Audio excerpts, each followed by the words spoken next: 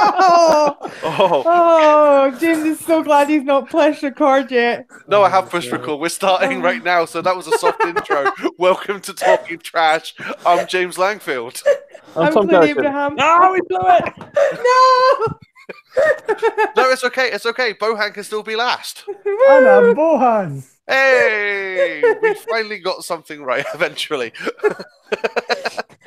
Honestly, that was almost like one of those TV shows where everyone's just talking, then they realize the camera's on. It's like, oh, whoops, there we go.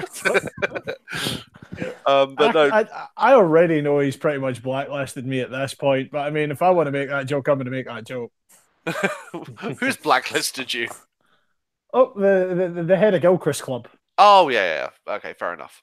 But okay, so tonight is a quick recap, not recap, but a review show. We're going to talk about NXT Takeover Phoenix and the Royal Rumble and anything else that crops up in the meantime. But I think we'll kick off with Takeover Phoenix. Well, so we can break it down in terms of matches in a moment, but on the whole, what is everyone's kind of overall opinion of the show? Myself, I loved it.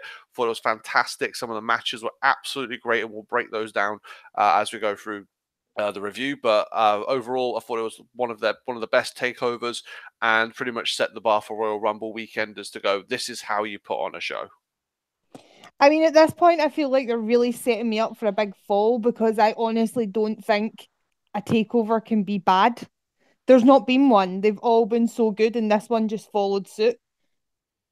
You said about how it felt on the whole. Yeah, I feel like Preparation H felt very good on the whole. In all seriousness, it was actually. Yeah, we recently watched those films again. That's why. I mean, like as a whole, it was a pretty good show. There was some real sort of. There was some real like not WWE shit in amongst this. Like this played like these are getting more and more like indie shows in general, but there's been moments in some of them where you've just been kind of like, are you sure this is being put out by the same company as the main roster product? Like you're letting them do shit that you'll not let anyone else do? Okay. Yeah, I'm glad we're all sprickling the same lingo here because, I thought Takeover was fantastic, as everyone else said. I think everything they did building on all their main talent in terms of Undisputed Era, in terms of Gargano, in terms of Champa, and also bringing new people up. It's another classic show. No, I agree. Like I said, fantastic, and it set the bar for Royal Rumble weekend.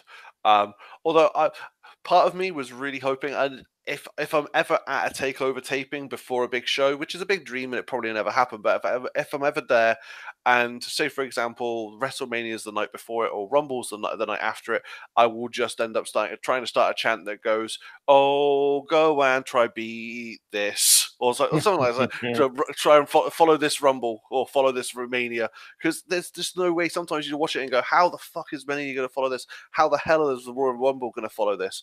And a lot of the time, sometimes it falls flat. But we'll get to that later on. But I think we should start off with the breaking down the matches. So the first match on the card, the main show, was the War Raiders going up against Undisputed Era for the NXT Tag Team Championships.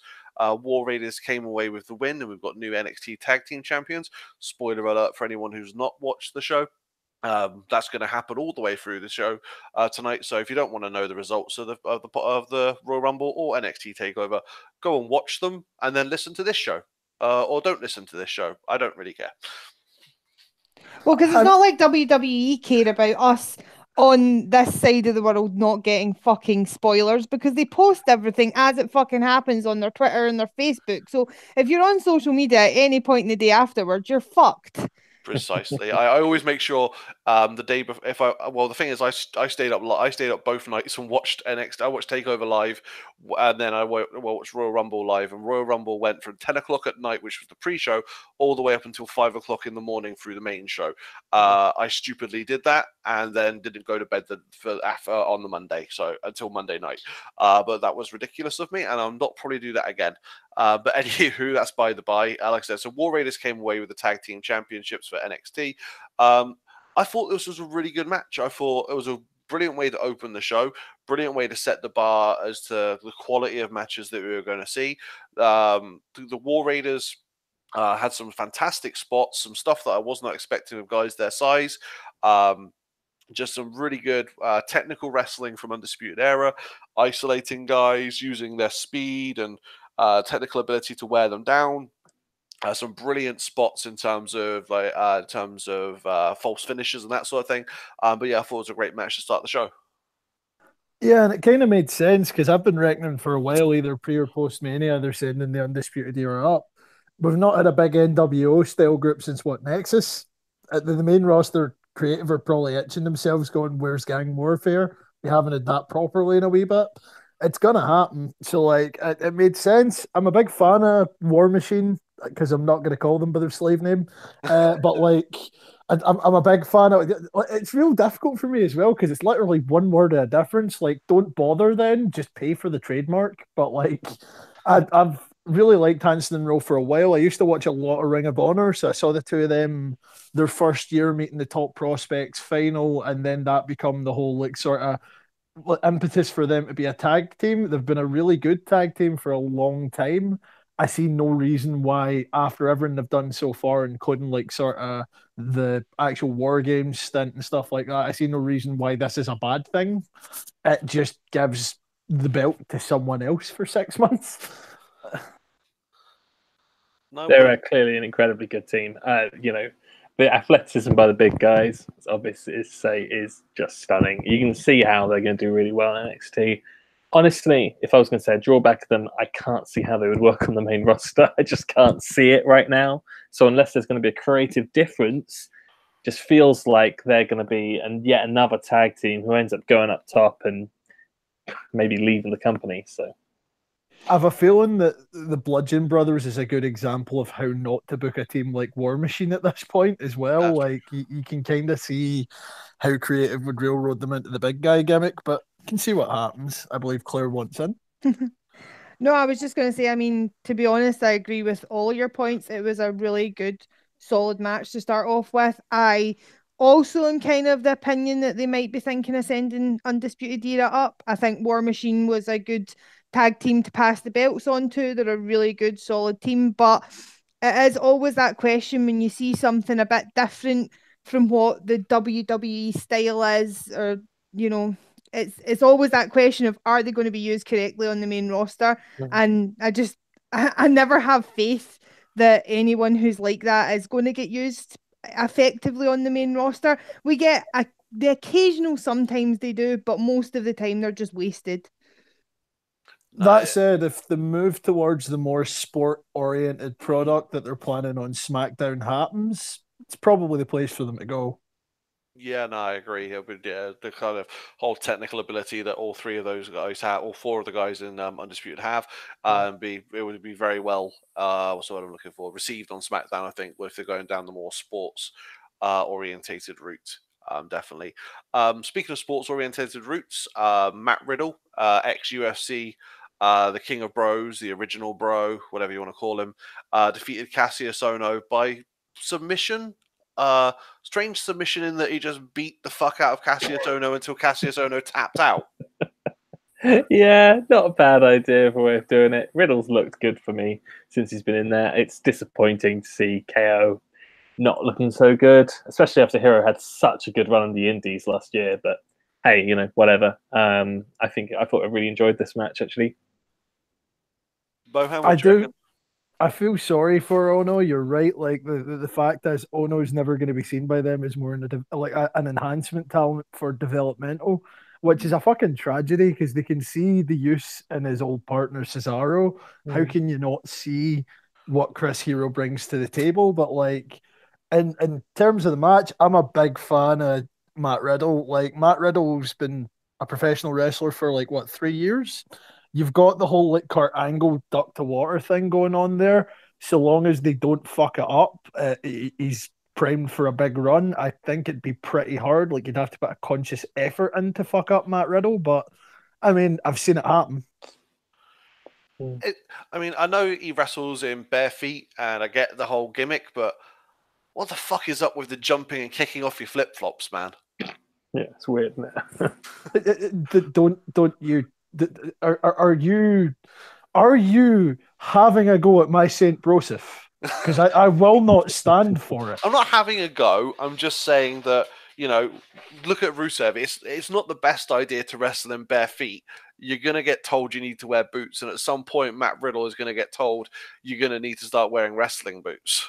Thank you. That is what I think every time I watch him wrestle. I'm like, fair enough. If that's your style and that's what you're used to, and I get that you used to be in UFC and that was, but you're now in a wrestling ring, you're not in a UFC ring. There are going to be points where people are probably going to want to throw you out. If you imagine being in a rumble and bare feet and hitting that concrete, like, put some boots on, man.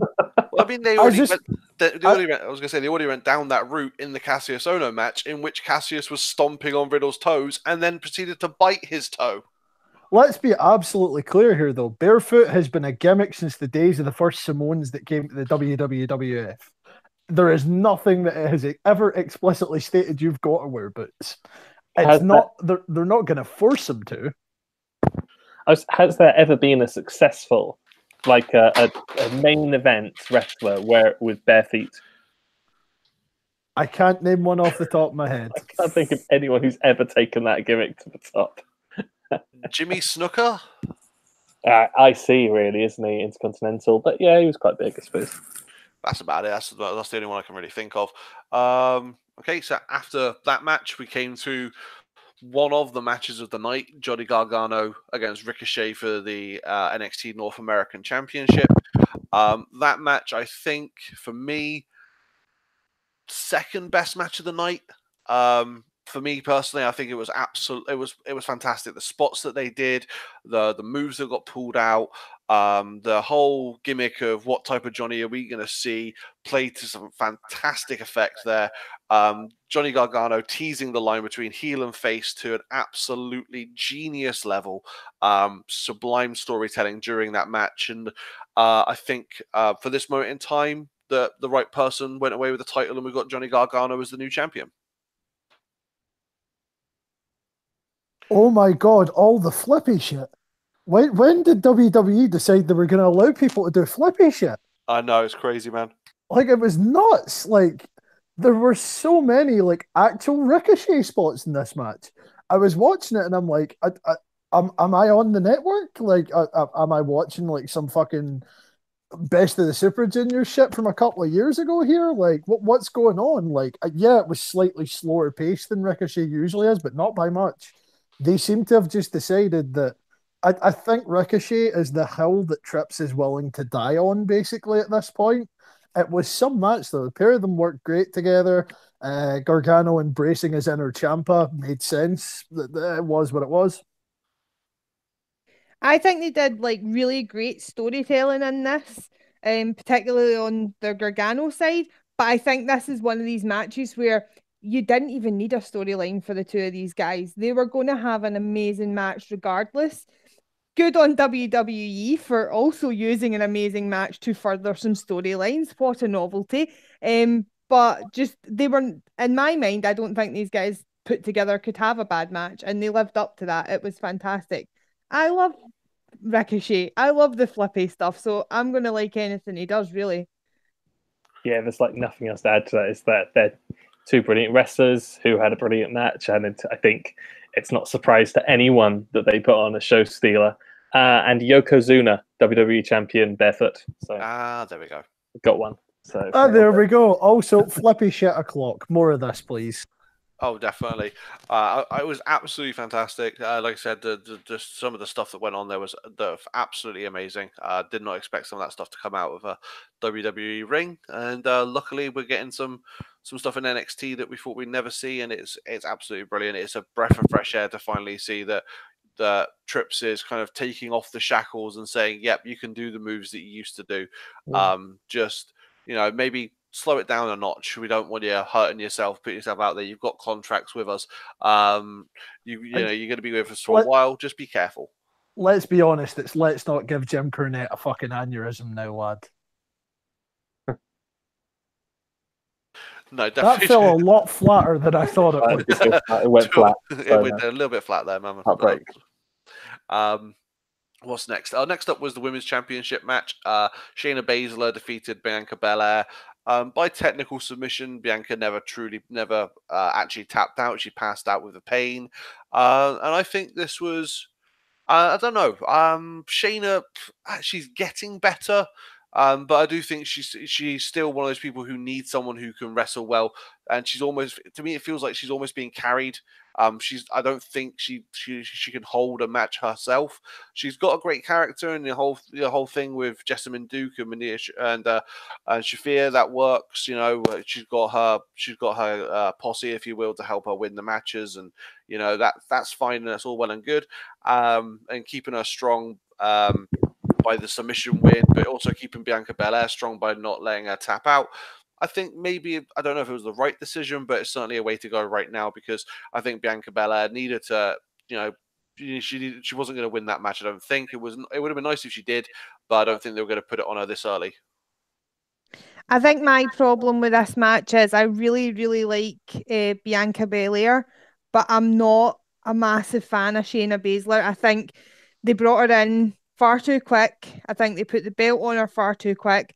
I'm just not a fan.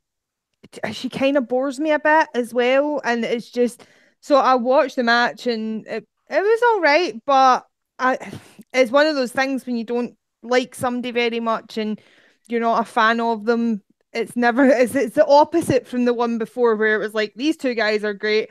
I love watching both of them, so it's going to be a good match regardless. This is kind of the opposite. It has to work to be a really good match for me, or even a good match, because I don't like one of the people and I don't rate one of the people in the match very highly at the moment.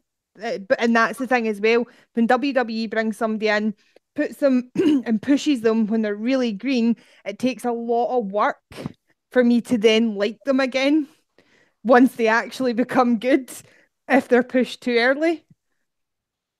Yeah, I agree with that on the match front, and especially in terms of the wrestlers there. Like, this was one which required story a lot more to get across the line.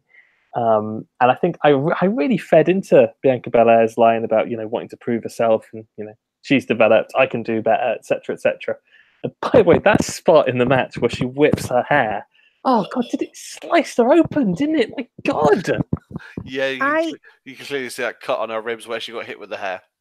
I feel like did we maybe do a podcast where we talked about the Mae Young before? And I think it was just me, Bohan, and James, and we were all going mad for that hair whip. We were just, it's just so intense. Yeah, it's perfect, isn't it? I mean, the difficulty for me is this is a waste of an undefeated streak gimmick. It is. You're not. No one's going to convince me otherwise on this one. I don't think it adds anything to Shayna because her performance is so to begin with. If you're going to carry off this, I'm going to crush an undefeated streak gimmick, you've got to actually be able to look like you can back it up. The spots with Bianca Belair standing up while in the choke, great. Would have been better if she'd finished by dropping her straight onto her fucking head and then finishing off Baszler. If you've got the core strength to do that 3 times and get up to your feet, you kind of look like a mook when you go down to it. The reality is that I just don't understand what the thought process was behind let's hype the fuck out of the undefeated streak, only to have Shayna Baszler strip it. It didn't add anything to your belt. All it's really done is devalue Belair in some regard in my eyes, which is a shame because she's fucking shit hot. Like, she is a great talent, and it's only a matter of time before good things start happening to her. Baszler, however, you've had that belt on her for about 9 months. She's adapted enough to look like a credible mid-carder and developmental, not enough to look like a champion. You've got to know at some point that that's not the spot for her. And as far as the whole like sort of Jessamine Duke shit goes, like I'm tiring of that. That's a gimmick that you can only pull so many times before it gets cumbersome and boring. And I'm not popping for the pair of them appearing. Like, if you want to have the pair of them in there, go do something with them, get them better, get them to a point where they can actually hold their own. If you want them as a drawing point, sure, promote them as single stars. They're not a drawing point when they're only turning up at the finish of a match to fuck it up. No, I agree with you there. It did seem at some point they want to go. It does look like they're trying to get them ready so they can finally pull the trigger. on having a 4 horsewomen versus 4 horsewomen match. The what's the word? The Smarks Wet Dream Women's match that everyone's wanting to happen. But whether or not that will ever happen, if they can ever get the stars aligned, where all of the 4 horsewomen of NXT are faces or heels, or all the 4 horsewomen of UFC are then coming in, are all faces or heels. Where they get the stars aligned, where that is in a perfect alignment, everyone's in the right character to have that match happen. That remains to be seen. But it would be nice if they did that. But that's by the by. See, to be honest, I'm not actually fussed if that match ever happens. I'm really not. Like I I guess maybe I just don't cross over. I watch a bit of UFC, but not enough that I really knew them that well beforehand. And so I'm not overly fussed. Oh, okay. I know they called themselves the 4 horsewomen in UFC, and I know the other girls in WWE called themselves the 4 horsewomen in NXT, but I'm honestly not that fussed if that match ever happens or not. I agree because it's a strenuous link at best. But the thing that a lot of people seem to forget about this while they're spraffing over the idea of it is that the 4 horsewomen of NXT were 4 legitimately good wrestlers. The 4 horsewomen of MMA, one of them has came over and adapted quickly. It might be a dream match just on the basis of, it's 4 horsewomen versus 4 horsewomen, but you're talking it's 4 well-trained professional wrestlers versus one who has taken to it quickly and 3 who are probably going to be green as fuck by the time it happens. It's a non-starter for me. No, I agree. I mean, I'm like I said, I'm not. I'm just saying it's a smart sweat dream match, but I'm not really bothered about it myself. But moving on from that, I think we go back to NXT Takeover and the main event of the evening. Tommaso Ciampa against Aleister Black for the NXT Championship. Aleister and Tommaso Ciampa goes ahead and retains, and at the end of the show, some shenanigans happened. You had Gargano come out and hold up his belt, and then you had the whole aftermath, which led to the halftime heat during the Super Bowl match. But before that, we had. I think this was my favorite match of the night. The storytelling here was fantastic. The whole Tommaso Ciampa going after the leg of Aleister Black to stop him from using Black Mass, and then it was just absolutely brilliant. And then Aleister kicking out of Fairy Tale Ending twice. It was just some absolutely brilliant false finishers, absolutely fantastic spots. They told a brilliant story. And again, hopefully Aleister, if they pull him up to the main event, the main roster, they know what to do with him. But if this is a way of saying goodbye to Aleister in NXT and keeping the belt on Tommaso, I'm fine with it. I'm liking Tommaso as the heel champion, holding on to Goldie. And it's a really interesting story that's going forward. The whole will they, won't they reunion with DIY is teased in there as well. It's just all Triple H is being the sublime puppet master of this storyline at the moment. Yeah, what a fantastic match. What an incredible ending. What a wonderful moment of DIY reunion. The crowd went mad when Gargano came out at the end. It was just perfect. It was absolutely perfect. It was a 5-star match for me. The ending tipped it over, just got it there. The only thing I could really add to what you said is hats off to Mauro Ranallo on commentary once again. Unreal job. He's so good. Yeah, I mean, I don't really think I can add much to what you guys have said. Just to reiterate that it was an absolutely fantastic match. I absolutely love Aleister Black. Again, kind of reiterating what James was saying, I hope if they take him up, he's used well because he deserves to be. He's an absolutely phenomenal talent. I think if you had been kind of watching through the night, you maybe had an idea that Johnny was going to come out at the end, but it was a brilliant moment. Just nice level of kind of nod to it, what might be coming. But yeah, it was done really, really well. I hate to give their creative credit for anything, but they've done a wonderful job intertwining those 2 guys since they brought them in. They created that. They were 2 guys who had peripherally been around each other in the Indies. They'd worked together somewhat, but there was no deep, sort of bond the way this storyline has created to some degree. It's been done so well and so efficiently. They've done such a good job of it. But the match itself, that was fucking brutal.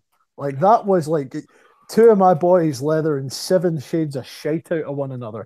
I could watch it again and again and again. And that spot at the ending where Champa hits him and he kicks out the second time and he's like, okay, I guess I'm going to have to murder him. And he hits him with 3 in a row. Like, it was just so perfect, so well done. And he thoroughly, like, it's real hard in that kind of match when you've got two guys who are going hardcore with one another to not end up with someone coming out weak. That's the way you do it. Take like 4 or 5 fucking finishers, leave him. He's dead. He's already dead. Yeah, it reminds me of that AJ Styles Cena match they had where, you know, it got to the end and Styles kicked out yet again, and then Cena went, right, fine, I'm just going to do like a roll through extra AA just to finish you off. Like, it's that. It just, you know, it's someone losing, but it elevates them so much. It's like, of course you didn't kick out 3 finishes in a row. You know, Black's so protected by that loss. Oh, man, it's just it's ridiculous how well booked the match was. Just going back to what you said about Mauro and Lalo's commentary, did anybody pick up on the little nod to Alistair's original ring name? No. So Mauro Ranallo was just chatting away, and then as Alistair dives over the top rope, you hear Mauro Ranallo go, "Oh my God, he's trying to end Tommy." I like that. I wish I'd noticed that. Right. I clocked it. I giggled a little. Yeah, I was like, "Oh, well done, Mauro." A little applaud from me. I was like, "Well done, mate. Well done."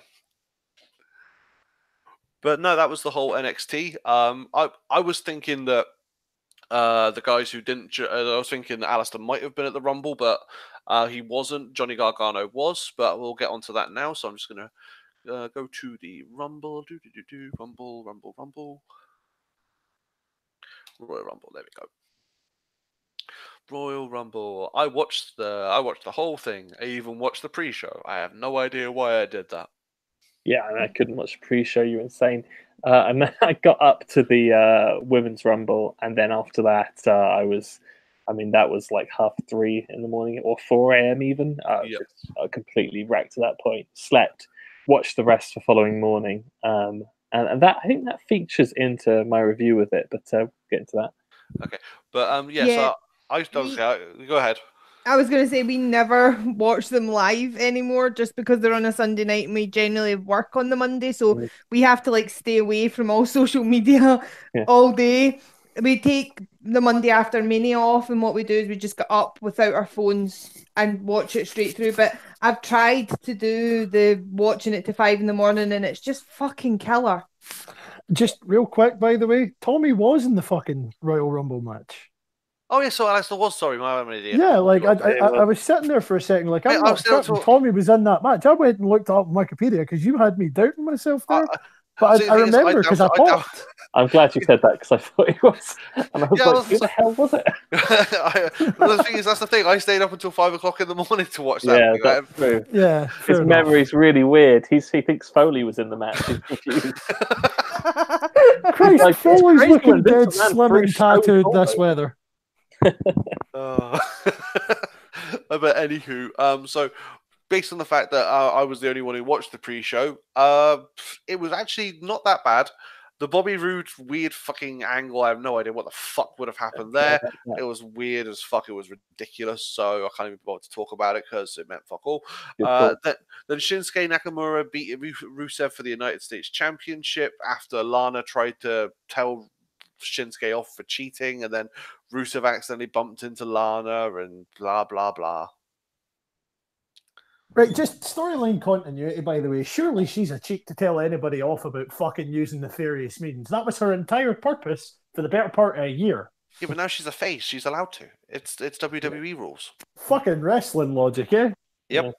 And then after that, it was the Fatal 4-Way match for the Cruiserweight title. We got Buddy Murphy, Akira Tozawa, Kalisto, and the now no longer with WWE, Hideo Itami. It's not a Fatal 4-Way, is it? I know they bill it as that. That's just a 4-way match. Like a Fatal 4-Way carries with it a bit of weight, doesn't it? Fatal 4-Way is, you know, Rock, Austin, Show, like big match. Yep. That is for, you know, cruiserweights having a go. It's a 4-way. I just wish they would change the way they build matches, because then when they call something a Fatal 4-Way again, it would have some meaning. but what do I know? And Well, on that's what I was fairness, literally about to ask. Do they not call all four-ways fatal four-ways now? Yeah, Yeah. they When was the do. last yeah, time we had a four-way that was just called a four-way? we Yeah, also have the exactly. ridiculous fatal five-way now as well. But like, yeah, let's just forget that I said that. I might actually go back and watch the cruiserweight match though, because the highlights package they showed on the main Rumble made it look fucking spectacular. It was a very good match, and Buddy Murphy staying over, I think it's about, the best thing for 205 live right now. He's a brilliant champion, does really well. You know, he's actually being used well. I mean, you've got his ex tag team partner down in NXT in the Forgotten Sons. As Wesley Blake, but Buddy Murphy's done a lot better than he has right now, being the cruiserweight champion. He's retained that. He got the pin over Hideo. I don't know whether Hideo asked for his release because WWE just completely screwed the pooch with Hideo Itami. But hopefully he goes on to bigger and better things. Maybe he shows up in AEW. I'm hoping because I figure there's definitely a place for Kenta there. It's a shame to see him go, and I hate to defend WWE for anything, but a large part of this was down to injury as well as mismanagement. It's a lot easier to lose a guy in the shuffle when you have to send him off for 6 months when he's just been in for a bit. No, I can agree with you there. After that, we come to the main card, and the opening match of the night was Asuka against Becky Lynch. Asuka goes on to win the match by submission, which unless you had no sense of unless you had no idea what was going to happen, Becky Lynch losing that match was foreshadowing for the entire night. I knew exactly what was going to happen the moment Becky lost that belt. Yeah, see, I clearly didn't have the smarts going on that day because I was like, oh, my brain went, oh, well, she should win at the Rumble. And then I was like, oh, but she's already had a match. Obviously, she can't be in the Rumble. And my brain just didn't follow that WWE creative logic down. And because I hadn't watched the preview, I obviously didn't know that there was the opportunity for someone not to be able to wrestle for it to fill the spot. And so I knew, but I hadn't followed it through to actually know, if that makes sense. Like, for what it's worth, big fan of Asuka, have been since they brought her over. Thought it was the right call to put her over. I feel like, obviously, knowing what we know now about where the women's Rumble, like, sort of winner is going and shit, I think it's a perfect opportunity to have the rematch from last year's Mania and have Asuka finally avenge her streak. I feel like that's the only way that this goes that makes sense and feels worthwhile. I'm Really quite good. happy with it, though. No, I think that'd be. I was happy with that. I think it was a really good match. Tom, what did you think? Yeah, I thought, match of a night contender, actually. I really did think it was an excellent match. I think trading each other's moves, trading each other's finishes, submission moves, that was absolutely fantastic. There were so many spots that kind of Asuka was like a twisting neck breaker off the apron. You had a back exploder off the top rope. They put on an absolute opener. It was fantastic. It just goes to show exactly what these two women can do and why they're in the spot they're in. It was also someone hyper athletic and good at selling versus someone who is very submission based. I looked dead at her and said it's Michael's heart. It was, and it was fucking beautiful. Yeah, brilliant match. Yep. It was a cracking opener. They really couldn't have picked a better match to start the card and get everybody interested. Or a worse one because you had to follow that. Yeah, and what followed that? The absolute, I have no idea. I have no fucking idea what SmackDown are thinking or who the fuck thought this was a good idea to give Shane and the Miz the tag team belts and beat Cesaro and Sheamus. What the fuck was going on there? That was, why? Why does a McMahon need a belt? What the fuck does he need to stroke his ego for? Oh, sorry, go ahead. I was just going to say, you need that once a year. You need the bar to lose to a tag team that includes a wrestler and someone who shouldn't be in a wrestling ring. So you need that to happen every year. It's that, like, me and Bohan, because we spend so much time together quite often, like, have similar thoughts round about the same time. And during this match, it was, isn't Shane getting a little bit old for this? And I think I turned around to say it to him and he was like, I was just thinking that. Yeah. And let me clarify, I'm not saying he's getting a little old for professional wrestling. Like, he's getting a little old to be taking the high spots and going for the fucking stuff that Mick Foley won't do anymore because his body's ruined. Maybe Yeah. because he hasn't done it for a whole career, he's still in a condition where he can do it. All in all, though, I think I'm probably going to be the dissenting opinion here because honestly, the match itself wasn't bad. There was no real reason for me to hate on this other than the usual Shane has the worst work punches in the business, but they're getting better as well, weirdly. Like, don't get me wrong, they're still like a few degrees off not being dog shit, but they're a lot better than they ever were. The actual match itself was all right. Shane bumped to the outside and stayed on the outside for most of it. Miz does what he does. It was good. It was a decent match. There wasn't much else to report on. The one thing that bothered me though was the idea that there are a bunch of tag teams languishing in development on doing house shows and shit like that for them. Why not one of them rather than those two? But like, where else were you going to put the Miz in that evening? So, Yeah, it's just weird to me having like the bar facing, I think it's Shane McMahon and The Miz, when you've literally got the revival. You know, you've got them right there, and they're not being used. That completely blows my mind. But whatever. A shooting star press is hilarious to see from Shane McMahon. So give him credit.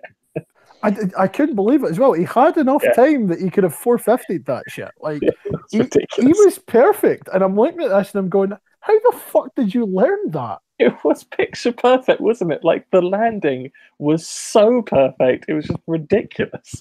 I'm watching it going, don't Lesnar, don't Lesnar, don't Lesnar. And there it was. Yeah, it's unbelievable. Oh well, but yeah, it was a decent enough match. It was okay. But after that we had what was it? Oh yeah, Ronda Rousey retained her Raw Women's Championship match against Sasha Banks. And she won by a pinfall. She used her finisher Piper's Pit rather than the armbar. I think it was some nice storytelling from Sasha to go after. You know, the ability to not get the armbar in place and that sort of thing. It was nice, nice storytelling. And like Bohan said during the course of this podcast, Ronda really has picked up pro wrestling very, very quickly. I don't know if she's a Kurt Angle level of speed in terms of picking up pro wrestling, but she's made fantastic leaps and bounds in regards to her in-ring abilities. Couple of things from this. One, love that the move's called the Piper's Pit. That's just, we all know she's got an affinity with Roddy, and it's Right just in the very feels. nice. Yep. Two, she is doing cracking, and I'm is anyone else really pleasantly surprised? I knew that she was a fan of the business, so I really wanted her to come in and do well, and I think she's doing pretty good. She's not as good as some of the women on the roster, but she's holding her own, and I think that's really, really good. It was a good match. My other point for this is personally, I don't know how anyone else feels about this, but I feel like I'm getting the impression off of Sasha at the moment that she just can't really be fucked anymore. To be fair, I was going to say the opposite with regards to Sasha, and that she actually decided to turn up for a match for the first time in a while. I felt like I thought she had a really good performance in that match. I felt the two of them worked well. I liked the return of the Bailey takeover NXT stamping on the fingers spot to avoid her getting the ropes, which I thought was brutal the first time I saw it. I fucking love that. Like, overall, this was the best Sasha Banks has looked in nearly 2.5 years for me. I just for Ronda, and picking up what you're saying, like the best that Ronda could have been, like the least we would have expected for her was not worst. She's well above that. Like, not worst on the roster with the least experience is a thing in and of itself. Being where she's at in the relatively short time does impress me. If she sticks around for long enough, who knows how good she'll get. It's I don't know. I don't really know about Sasha Banks. I feel like she's one of those people who she was main eventing pay-per-views last year. You know, she was having a Hell in a Cell match with Charlotte Flair. Was that last year? It was. You know, she had huge match. Maybe it was the year before last, actually. God, it's really crazy how she's kind of was in a really good spot and now she's just dropping down.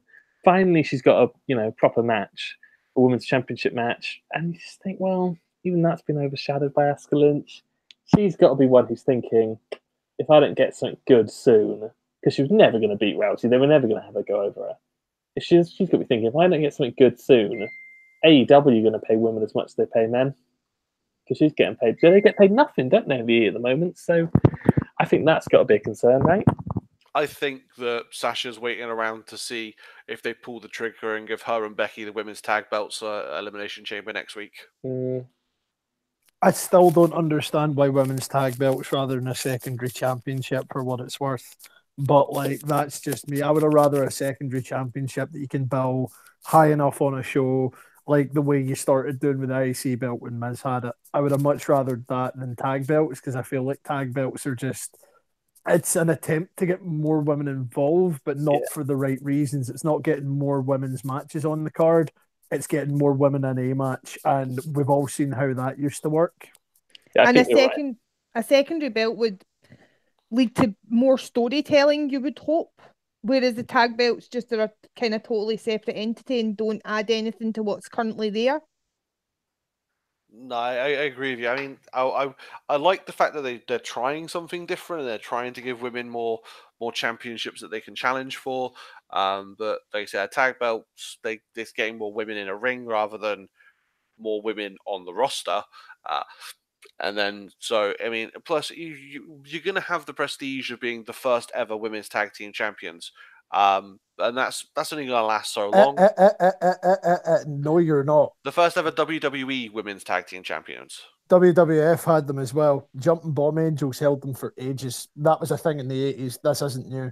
Okay, well, the WWE then. This is the first time in the WWE. Before they changed, so WWF, yes, but when we've got WWE, the brand changed because of the lawsuit, they'll be the first ever WWE Women's Tag Team Champions.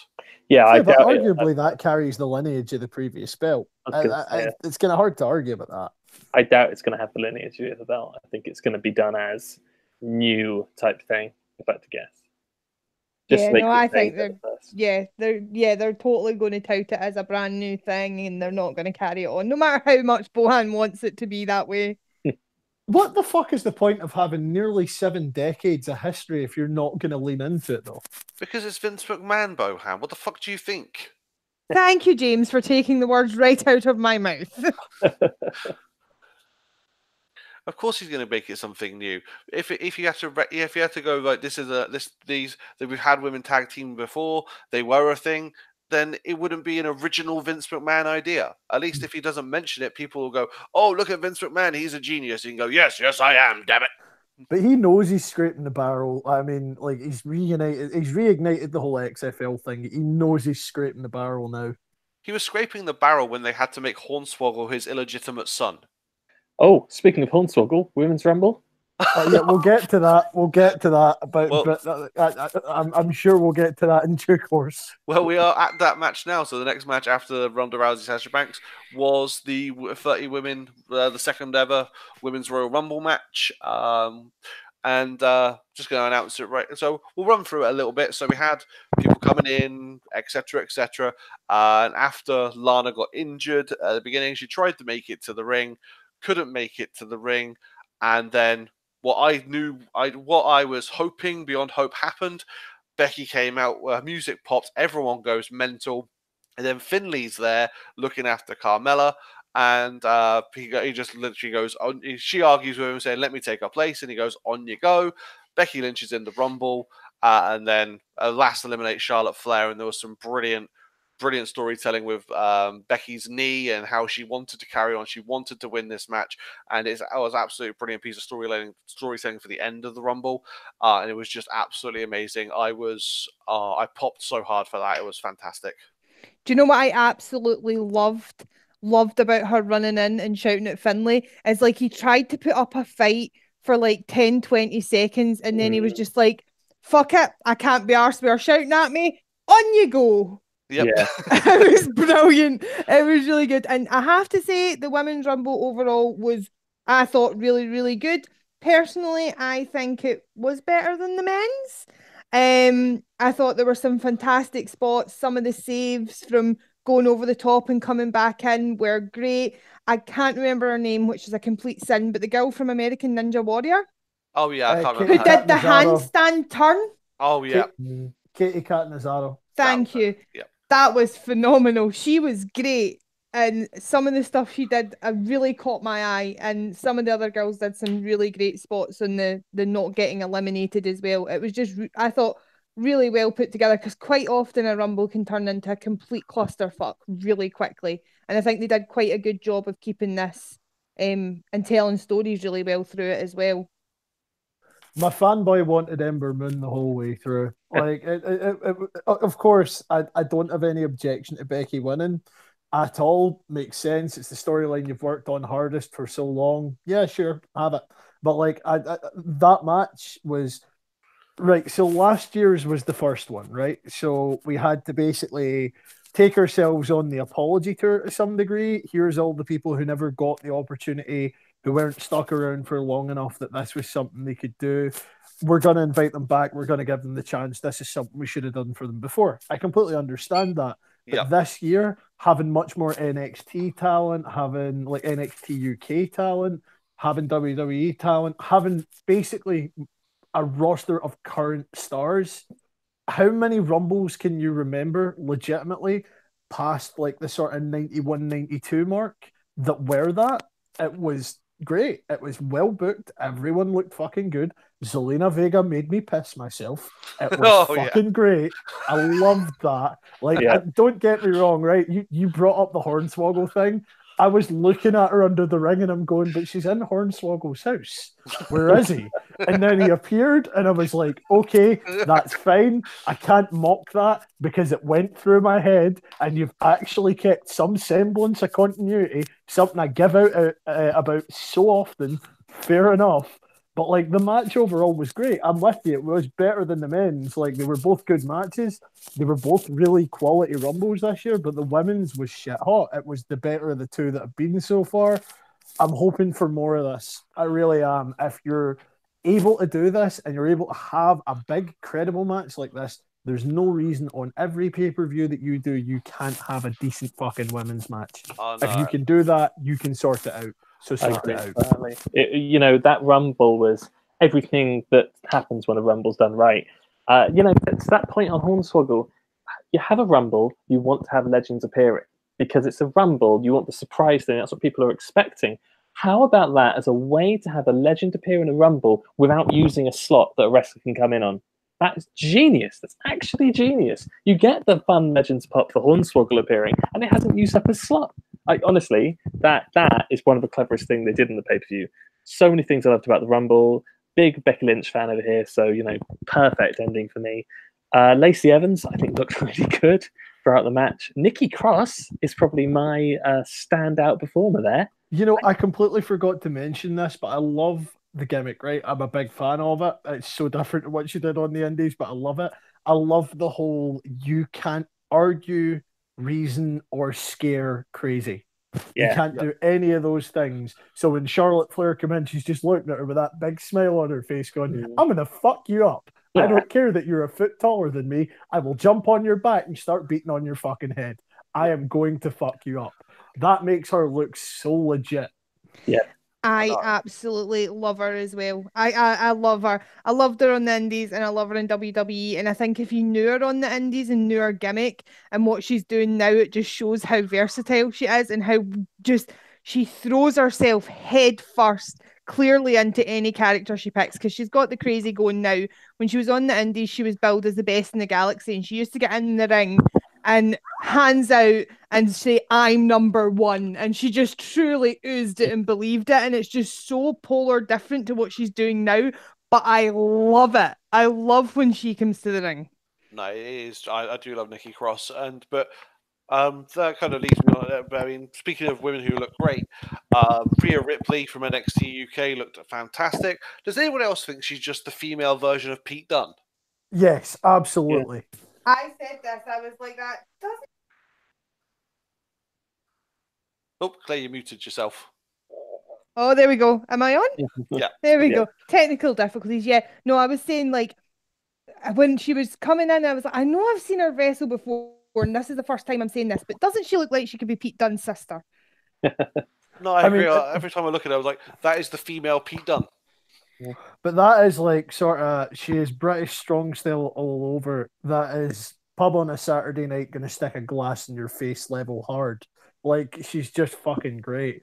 I really, really hope they find the space for her that she deserves. She is like, there are some of the women in the women's roster right now who are like legit, who you look at and you go, yeah, you could beat the fuck out of me. You could absolutely beat the fuck out of me, and I'm not afraid or ashamed to say that. You could beat the piss out of me. It's gonna happen. Rhea Ripley, if I spilled a drink on her, I'd run. I'd fucking bolt. There would be a Bohan shaped hole in the nearest fucking wall. No, I agree with you. You would not want to mess with Rhea Ripley. But definitely the women's rumble actually ran longer than the men's as well. The women's rumble ran an hour and 12 minutes. The men's ran 57 minutes 35. So it was actually even a longer match than the men's match anyway. So they got more time to tell their stories. Moving on from the Royal Rumble. Just before you do, actually, just for what it's worth, so I did quickly want to say, anyone else feel though that, so when you look at the Rumbles, well, when I look at the Rumbles that I consider my favourites, they have a very variety show feel. They always do. There's lots of different styles and lots of different spots. And I feel like this was what made this so perfect. A Rumble should have a bit of everything. This totally had that. Yeah. Oh, no, I agree with you. That women's rumble had high flying spots, had technical spots, had people using their finishers, had people like dominating over when they're fresh and they come in and take everyone out. There was just, like you said, there was so much variety going on there. You could really see the cogs were turning in creative, going, how can we get from point A to point Z? Where we're going to get the eliminations, how was that going to happen? And they thought about that so well. It was fantastic. And then as well, they had the light-hearted. They added some comedy with Zelina Vega and Hornswoggle, and also with Maria Kanellis and Foxy and the stomping on the hat. And then the commentary team just being like, the hat's fine though. Like, there's nothing wrong with the hat. That killed me when the guys on the commentary pointed that out. That was so also, right, just real quick, last thing before we got off this. The Iconics. I fucking hated them at NXT for so long. They've actually became funny. Like, it's weird. Like, they've genuinely became funny and entertaining. And the spots they had in that, and Nikki just dragging her by the fucking hair to the ring, like, that was, oh, well done. Yep. No, definitely. That was very well done. And so after that, we had Daniel Bryan against AJ Styles for the WWE Championship. The new Daniel Bryan, extra vegan, save the planet Daniel Bryan, defeated AJ Styles with help from Eric Rowan. Nice to see Rowan actually getting to do something for once again. It's an interesting kind of harken back to the fact that if we don't all remember that Daniel Bryan was in the Wyatt family for the briefest period. So I was just like, oh, okay, they're going with Rowan for this. That's interesting. Two very bearded men who are now purporting the virtues of being vegan and saving the planet with now the vegan WWE Championship, which I love. By the by, that's a brilliant character gimmick. It's a brilliant. Not just that, it's fucking beautiful. Like, oh, yeah, it really is. It looks fucking great. I'm at a loss for that. I would have thought they'd have made that look like a turd. Well, I think they're going to keep that belt on him for till at least WrestleMania, so they're going to make it look nice for a little while. I think, very telling that Daniel Bryan is so big. He's the latest to get his own belt. Who was the last wrestler who got his own custom WWE Championship in WWE? Technically, Naomi. Oh, yeah, when she made that women's glowing belt. Oh, fuck that bollocks. That is such But to be a good fair answer. as well, I don't know, because it was played on Total Divas, so whether it actually happened this way or not, but the play on Total Divas was she just sent that away and had that done and didn't get permission for it and got retrospective permission. Whether that's true or not is hard to believe. I don't know that anyone would take it on themselves to go changing a belt without getting the okay first. I like the look of the new belt. I just have genuine questions about the environmental impact of chopping down a tree versus killing a cow. Like, genuinely. Yeah. No, it's one of those weird things. It's like, okay, Daniel, where are you going with this? But kayfabe, it's hemp. It's not a tree. It's hemp. Okay. It's hemp fiber. That's hemp. Yeah. So, but going on from that, I thought the actual match itself, whether or not it was AJ and Daniel's best outing against each other, it's debatable. I don't think it was their best match they've ever had against each other, but it was a solid match between the two, and the finish was nice to see. Daniel Bryan getting further into his heel role, and we've now got him with a backup man, if you will, to kind of really really fuel the Daniel Bryan is a heel kind of thing that they want to be going on here. But like I said, it's a solid match, not one of AJ and Daniel Bryan's best, but it was okay. Yeah, very paint by numbers. There's not much to say about it, really. It was a sort of typical one they'd have. If anything, actually, if you're going to be critical, maybe a bit boring, actually. That was when I fell asleep. Although I'd been up for hours at that point, the match didn't have anything to grip me. Whereas in the morning, when I watched that, all right, whatever, when it came on to Brock Finn, I was back into the pay-per-view. I think maybe that's something they've got to be a bit careful of. They don't need to worry about it, Elimination Chamber, obviously, but after that, make sure they're doing a little bit more. I mean, there's not really even a story going on between Bryan and AJ at the moment, is there? Other than AJ wants the belt. The ideal way to watch these shows, just as a consequence of that, is in 2 parts. When a show is 5 hours, watch half it, go to bed, watch the other half it the next day. I realize you run the risk of spoilers as someone who's recently gotten very into Twitter. Like, I went on it reflexively and spoiled 2 matches for myself before I'd seen the fucking card. But, as far as it goes, the match, I enjoyed it. It was slower, yeah. I'll grant you that. I can understand why some might describe it as boring. It's a bit more kind of knockdown than traditionally you would expect the match of the 2 of them to be. But I posit this to you. What you have to remember is Rumble is the start of the road to WrestleMania. Like, as ridiculous as that branding shit is, you know how it goes. You see a title match at Rumble, it's usually either someone who's not going to touch the Mania and they're going to set up another feud, or it's someone who's going to continue on through to Mania. If it's the first one, you get spots like Shawn Michaels beating the shit out of Sid with a fucking camera. If it's the second, you get a slow match with a screwy finish and it builds towards Mania. It was kind of what I expected. Overall, though, it's hard to watch 2 of the greatest talents of this generation and think it's a bad match. No, I don't think it was a bad match. I think it was a solid match, but not one of their best upper echelon matches that they probably had. Claire, what did you make of it? Yeah, I mean, see, I've not really said very much because it's the same. I don't really have that much to say about it. It was a good match, but it didn't really have me like on the edge of my seat, like really excited. It was a good showing, but like you're saying, not their best. At least it wasn't rubbish, but it wasn't terrible. But it wasn't it definitely by far wasn't the best match on the card. But think what you'd get out of the 2 of them at Mania, which you won't get if you didn't do this. That's kind of true. where I'm at with it. No, I agree with you. Hopefully, Daniel Bryan goes on and retains the Elimination Chamber, and then you have Daniel Bryan versus AJ at Mania, and hopefully what will be the show of the night. After that match, we had Brock versus Finn for the Universal Championship. I think they told a very good story. I think my one complaint is they really just shoved our throats down that this was David versus Goliath. I'm like, we know that if this was a legitimate fight, it would never fucking happen. You don't need to tell us this over and over and over again. We know statistically Finn shouldn't have a chance against Brock. But the storytelling they had with Brock getting slammed into the corner of the announce table and every move hurting his stomach, and then Finn going for the coup de grace, hitting the coup de grace, and then Brock countering into a Kimura because he had to. I think it was a fantastic piece of storytelling. And then Brock going nuts against Finn, and like the commentary said, me going nuts against Finn because Finn showed that, yeah, I pretty much I almost had you beat, Brock. I nearly had you. And that whether or not we then get, and we're not going to, because Seth Rollins has got, that's the next match there, but we're not going to get Finn versus Brock at Mania, which I was hoping for. But I was hoping to get, Finn couldn't beat him as his normal self.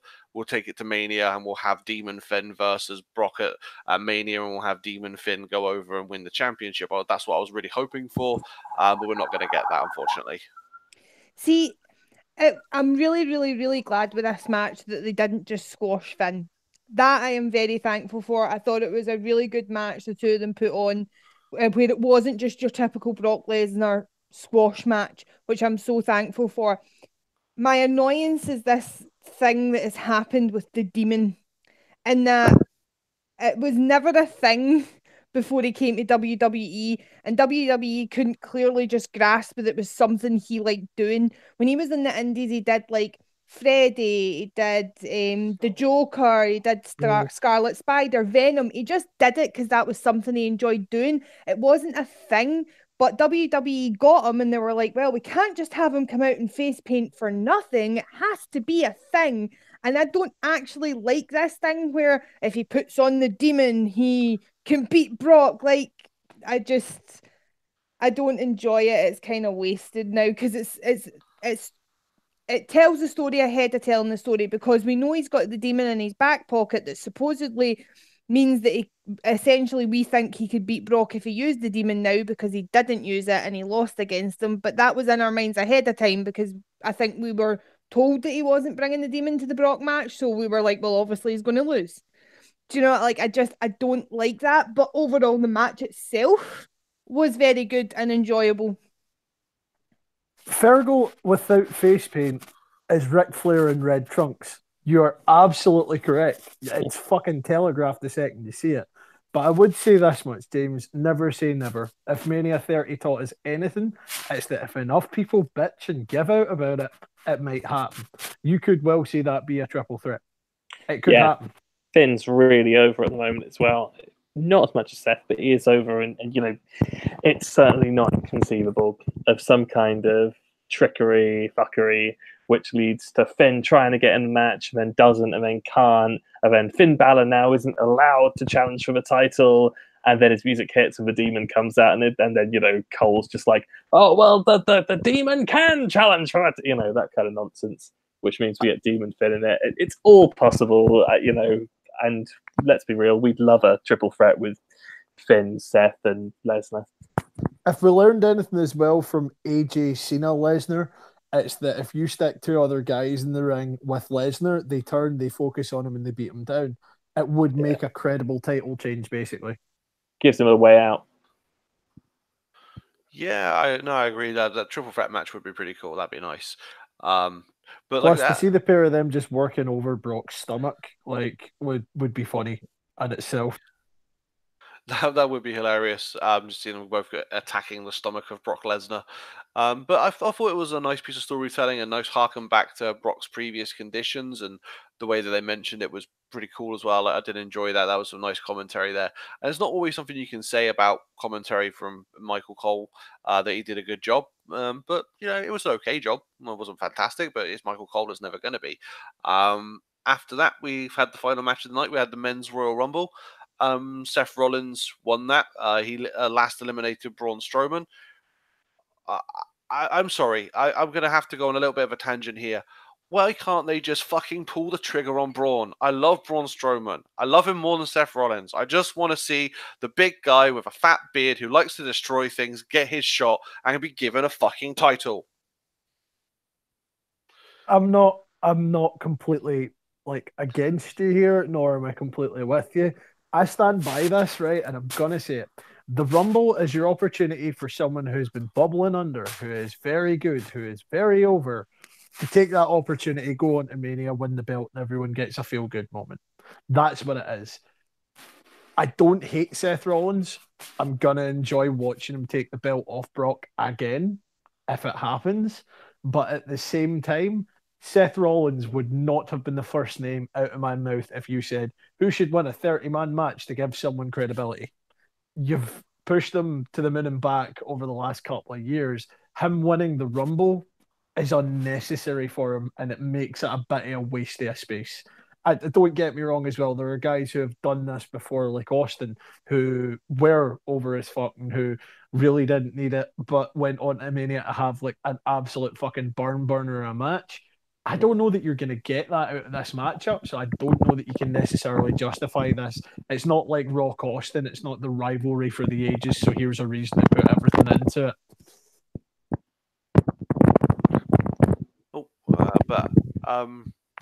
What was I going to say? It's just one of those things I would have liked to have seen Braun win. But, you know, other than Seth winning, Peter, a little bit of a, not, I don't know if it's controversial, but Nia Jax taking out R-Truth and then becoming the fourth woman to enter a men's Royal Rumble. who then proceeded to eliminate one guy and then take a 619, a super kick, and an RKO. Yeah, that was hilarious. I felt like that put her over strong as fuck, by the way. She took Yeah. 3 finishers before being dumped out. No, Like, I agree. there was some fucking dumbass on Twitter who was like, "This is something you shouldn't do in this age. Like, think of people who've suffered domestic abuse." And I'm kind of like, "Well, that's not what this is in context. Gonna just fuck off." Well, the Yeah, thing is, like, you she can gets apply in the. that logic to so many wrestling storylines, can't you? You know, Aye, of I course mean, you can. But the thing is, it's Nia Jax.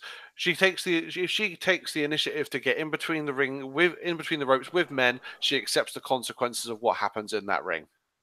but I wouldn't even say with men. When you step into that situation in any regard, like this idea that someone sees a woman and a man interfacing in some form of physical contest that may be violence based, somehow that's indicative of domestic abuse, automatically ignores the fact that there are gay couples in society as well. Like, it's fucking dumb.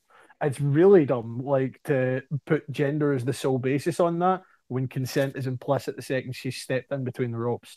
But Precisely. for the thing as a whole, Rumble was okay. It was what it was. I don't get the winner. And Nia Jax was an interesting spot though, and like fucking little Rey Mysterio just looking at her like, "What the fuck? I was helping you. I was gonna be nice to you. Why did you do this?" Yep, and just the look on Randy Orton's face that just was. I mean, I'm not the biggest Randy Orton fan, but the look on his face when he RKO'd her and after was like, well, I just had to. It was It the was it was the it was well. it was when she set up for Ray to do the 619 and then just turned on him. It was Yep. beautiful. But I think I'll just as the female voice, I will step in and say that I totally agree with the previous comments. I think we discussed this on the episode we did all about the kind of current women's wrestling situation, that I think if I have seen many a match where it's been a woman and a man, and if those two wrestlers choose to do that as part of their work, then that's their choice to do that as part of their work. I don't really see it as any different than getting in the ring with someone of the same gender. No, I agree with you, and I mean when I've had conversations with my friends when we were watching the Rumble, because we watched it with a couple of friends and we were of the same opinion that you know when you step in the middle of if you step in the ring, regardless of who you're in the ring with, you accept the consequences of what will happen during the course of that match or the course of the spot that you're in. Nia Jax did the same. She was fully. She wouldn't either. She's asked to do it and they've said yes, or they've asked her if she wanted to do it and she said yes. Either way, she was fully complicit and fully consenting to get in the ring with those guys and take those finishers. yeah. And let's be fair, some of the guys she was with are smaller than the girls she's already battled. Exactly. So I mean, yeah, like I think Rey Mysterio and Sasha Banks might actually be about the same height. I mean, I know he's taller than Alexa Bliss, but not by a big way. No, I think he's about 5'6". I mean, it's amazing, isn't it? Like I remember once as well when I was younger, there was it Taste the Pain? It may have been Taste the Pain. It may have been like 2008. It may have been later. I don't know, but one of the games gave you the ability to like give the height of your creator wrestler and gave you 2 examples. Yep. One of them on the other side was Big Show, Yep. who was 7 foot flat, and the other side was Rey Mysterio. But they were billing Rey Mysterio as like 5'11", and I'm like, no, he's fucking not. Don't you dare! No, he's fucking not. No, I've just checked it on Wikipedia. His build height is 5'6". Maybe aww. That's maybe in wrestling, but it's flat foot. He's definitely 5'4". That's shorter than me. Yep, you're taller than Rey Mysterio, Claire. oh my goodness. It's amazing, isn't it? He's the one professional wrestler that we can all say we're taller than for the most part. Yep. Here Comes the Pain, I think was the game you were looking for. Yeah. It might have been Just Bring It, PS2 Classics. Yeah, it's one of. I'm pretty sure it was one of the PS2 ones, but I remember seeing it and it was like he's 5'11". I'm like, no, he's fucking not. I've been watching him since WCW. If he's 5'11", I'm the fucking Pope. Guys, I love the Rumble. I think the pay-per-view for me, actually, in general, the whole pay-per-view was the best Royal Rumble pay-per-view since 2001. For me, since those Attitude Era classics back-to-back 001, this was the best one for me. Yeah, I came out of this going, did I just see a decent pay-per-view? Like, was that good? That was good. Oh my god, there were maybe some slower matches, but there were no duds. Yeah. And don't get me wrong, still think Takeover was better, but it engaged me the whole way through. I thought they did a really good job this time round. I was really pleasantly surprised. In It's terms of legit. how meaningful the Rumble is as well, like, Takeover was probably a better pay-per-view, overall. But if you were like me, which one would you watch? Because the Rumble match is so meaningful for Mania, and the pay-per-view was so good, I actually think that the Rumble, this was the first time, this might actually be the first time that, for me, I would tell someone to watch the WWE pay-per-view over the NXT one. I will say this much, right? And again, I'm doing a lot of defending them tonight. I'm not comfortable with it, but the reality is, Takeover's 3 hours. It was three and a bit. If you trim down the Rumble to about that length, strategically cutting out certain matches, it would have been just as good, if not better, a show. Yeah. Like it would have been right up there with the Takeover, and that's obscene for me to be saying. Like when you're having to fill 5.5 hours of content, it can't all be fucking gold. But like, it was far and away the best WWE pay per view I've seen in a long time. Like second only in the last like fucking decade to WrestleMania 30. Like, and you're right. Like it's probably the best Rumble I would say since '97, and '97's my fucking favorite. But that's as a whole as a show, because I think the women's Rumble could well be. I don't know for certain. I'd have to go back and watch others, but it's a contender for the best one I've ever fucking seen. It legit is at this point, and that's nuts. It's the second ever, but like it really was. I feel so passionately about it that it was so good. It was the best show that they've put together in a long, long time. Hopefully, they can continue this on the road to Mania and not fuck it up. But I'm not going to hold my breath. No, hopefully WrestleMania is good. So I mean, we've run down both of those cards there now. If you want, I was thinking what we saw. I didn't see it, but AEW had their most recent kind of rally. It was a ticket release party for Double or Nothing, and we found out that some more wrestlers have been signed to AEW. Most notably, Kenny Omega. I mean, I think that was the biggest unkept secret in wrestling, that he was going to AEW. There were rumors, and very unfounded rumors, that he was going to WWE, but I don't think any of us truly thought he was signed with them. So Kenny Omega's at AEW, and had a brawl with Chris Jericho. So I think that's going to be interesting. It was a real no shit Sherlock moment, wasn't it?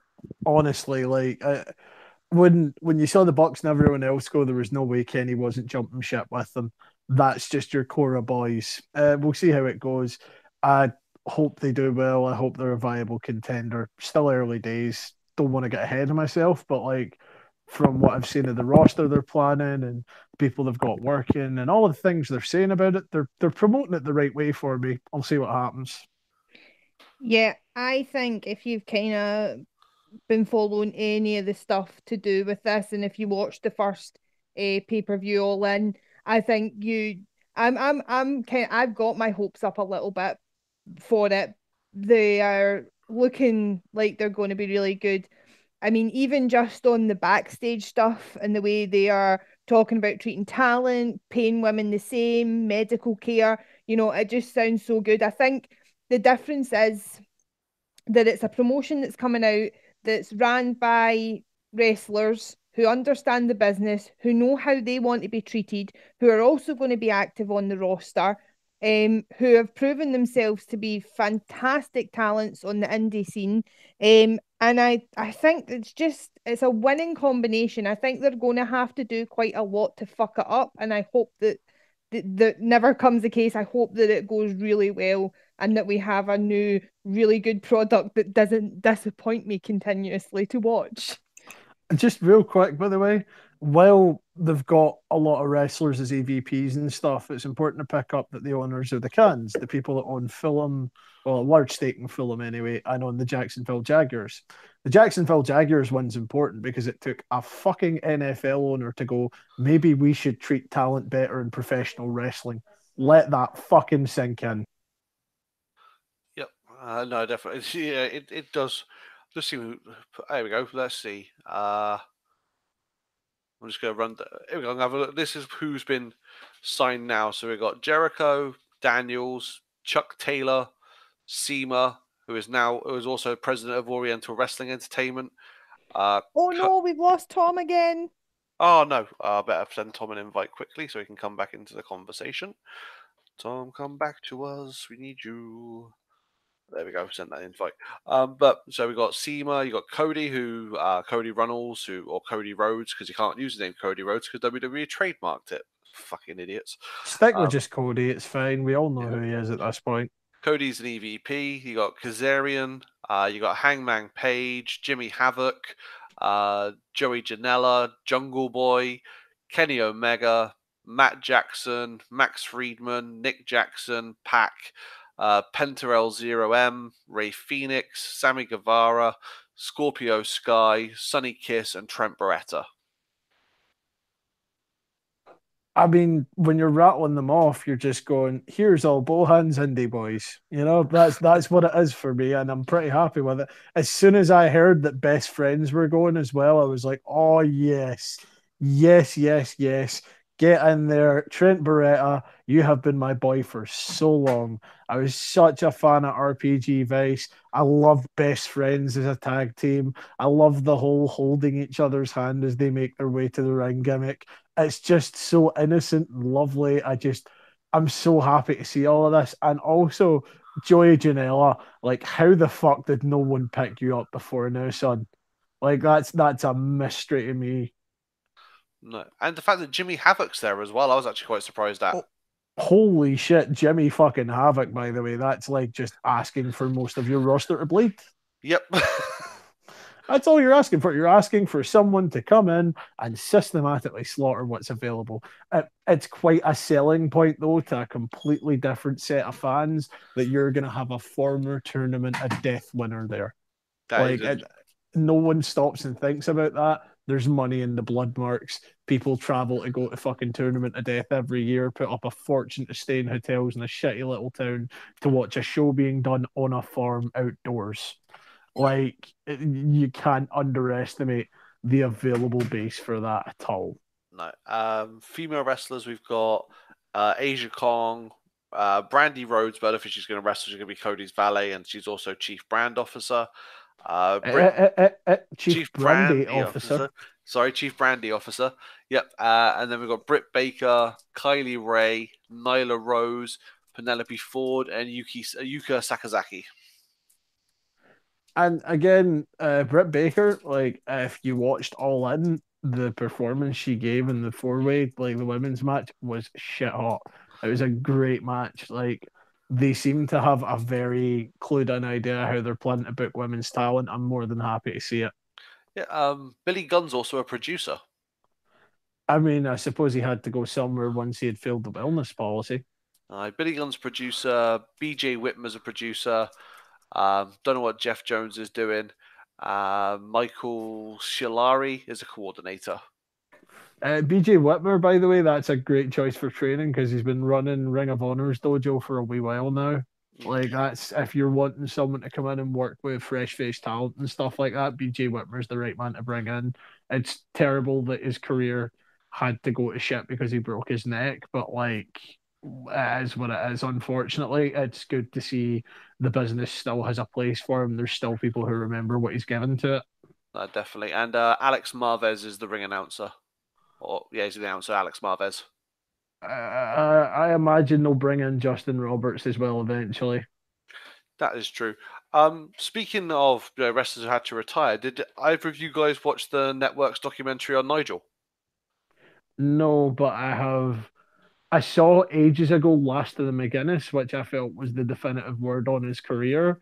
I'll probably go back and watch it at some point, but I do have issues with a man who bladed most of his career, deciding no one should blade because he contracted Hep C.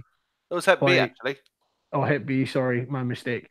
But like the idea that you become vehemently anti-blading after the fact when you've been participant in it for so long is just kind of perverse to me.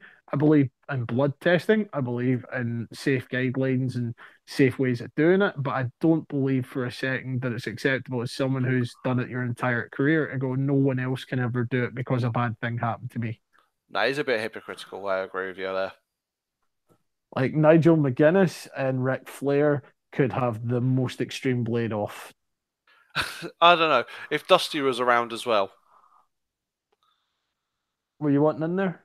Well, what I was going to say was we haven't watched it, but I have heard from I think it was one person, maybe a couple, that the WWE kind of made it seem like it was a big deal that they gave him a commentary position when he could no longer wrestle. Um, when actually, they could, like, all he wanted to do was be a wrestler, and they had that opportunity to give him that and never did. No, it actually goes into a little bit more detail. Basically, what Nigel was saying is that he and Daniel Bryan both got offered a contract at the same time, and Nigel was honest and said that he had a shoulder issue, but he got cleared by a doctor. He'd never had the surgery, but he'd been cleared by a doctor. He was fine to wrestle. WWE said, "No, you need to get it. You need to get your shoulder fixed surgically, otherwise you can't wrestle for us." Daniel Bryan never said anything, but he just said, "Yeah, I'm good to go," despite his history, and got signed by WWE. And then when Daniel Bryan went there and ended up winning the title, he sent a message to Nigel saying, "If you put the title on me, I'm so sorry. I wish it was you." So I mean, Nigel's a little bit of that. Had he lied and said he was absolutely fine, he probably would have had a WWE contract. I here's the problem with that, and this is kind of what it comes down to. I can understand being bitter about that and being bitter about having been honest and them trying to make up right by him, but don't I like Nigel McGuinness. I was a big fan of Nigel McGuinness in Ring of Honor. I was a big fan of him, like sort of peripherally, kind of everywhere he went to some degree. He's a name that's been on my tongue for years, but and this is important to stress this. You're overvaluing yourself if you're anyone and you think the same rules apply to you as apply to Daniel Bryan. It's a hard fact of life, but as good as McGuinness was, he was never going to be subject to the same set of rules as Daniel Bryan. Daniel Bryan could have got signed and had the surgery fucking paid for him just as easy. So it's kind of hard to be like, well, as far as I feel, my being honest harmed me. Your being honest didn't harm you. You were either going to get taken or you weren't. I don't think they would have necessarily taken you, even if you'd had the shoulder done at that point. It may have just been a polite shrug. I don't know, but I like him on commentary. He does a good job. So and Aiden English now is on commentary for 205 Live. I think it is. Does he sing? No. Count me out. If I'm not having a singing commentator on 205 Live, I don't want to hear a singing commentator anywhere. Just imagine, like, oh my god, superplex. He got the 1, 2, 3. It's just a waste when you've built that gimmick for so long not to. I know. It was a shame the Vaudevillains never went anywhere. That was another, like, typical not getting used properly on the main roster. They were fantastic in NXT. I don't think there was ever going to be a place for them in the type of product the main roster puts out, though. No, I agree with you. Although I could quite happily see at some point NXT no longer being a developmental place and just having a performance center for developmental, and then you go to NXT, and NXT is just its separate brand entirely, and it could end up being on an equal footing with Raw and SmackDown. I quite happily see that could happen, and the way that Triple H is booking, NXT, and the fact that it's Triple H and Shawn are running the show down at NXT. That's how fucking good we've got it with NXT. It's Triple H and Shawn running the show. In my mind, it's already there. I mean, they're so self-aware at this point that they know that NXT is doing so much better that they've had to move it in Mania week so that it's in between, so it's not the night before, it's 2 nights before, just so that it's not quite right up against the main product. So maybe in the time it's taking you to get to the next day and watch the Hall of Fame inductions, then get to the next day to watch Mania, maybe you've forgotten that Takeover was better than their big show of the year.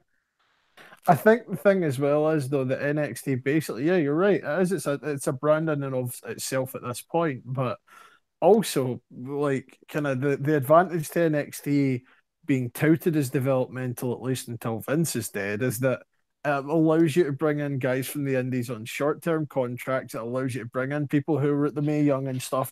It becomes your showcase for wrestling, not WWE wrestling. And I think that's kind of it. I think it's best to allow them to still call it developmental, and we all know what it is really at that point, because the sec they stop calling it developmental, a bunch of those guys will get shoved into other brands where they don't necessarily fit. No, I agree with you. Well, one thing I was thinking of is like just thinking back, bringing in guys who like short-term contracts. I think it was a bit of a shame that there were ships passing in the night almost, in that James Storm and Bobby Roode weren't on WWE at the same time. We couldn't have had a Beer Money reunion. Couldn't have called it beer money, but Why not? I'm pretty sure if nothing else, they understand nothing else. TNA understands trademarking. Fair enough. It would have been good. Then again, I say that they rebranded as Global Force and then had to fucking remove that because they didn't have the trademark. But hey ho, There we go. But maybe they could have just renamed it. They could have called it Alcohol Moolah. we can't ever call anything Moolah ever again. No, that's true. Bohan's just spoiling all your good ideas. Well, that's what WWE do. I think they secretly listen to all wrestling podcasts and just take ideas. They just have like people who listen. So if we ever see like one viewer or like two viewers, one of them's a WWE spy who's gone on and gone, "What's this podcast saying? Maybe we can steal their ideas." And the other's your mum? Probably. No, my mum doesn't like wrestling, so it's never going to be her. See, that's it's hardcore when you have to build an audience base and you can't even rely on your mum. You know, like that's when you know you're well and truly fucked. Yeah, we've got no audience. I don't think anybody listens anymore. We're just doing this for the shits and giggles of it. You know, I think I've probably just dipped their subscriber count by one at the start of the show with the opening gag as well. Oh well, I don't give a shit, mate. It's freedom of speech and freedom of press. We have the ability to say what we want about what we want, and as long as we accept that people might not dare agree with us, it's fine. As we've said, he's welcome back to argue with an actual woman over his viewpoints. Well, he's still one of my best friends, so I can't really say much on a show that he might listen to. So It's over. It's fine. It's all good. I don't mind. But trying to think of anything else that's been going on in the world of professional. Oh, we got Elimination Chamber next week. But that's about it. Or No Way Out, as it's known in Germany, for obvious reasons. Is it still called No Way Out in Germany? Yeah, like there was actually a really big, like one of the German commentators got a serious slap in the wrist about 3 years ago for calling it Elimination Chamber on the commentary, and you could see it in his face as soon as he'd said it. He'd went, oh no, that's broadcast in German. That's a bad thing to call it." The thing is, though, right?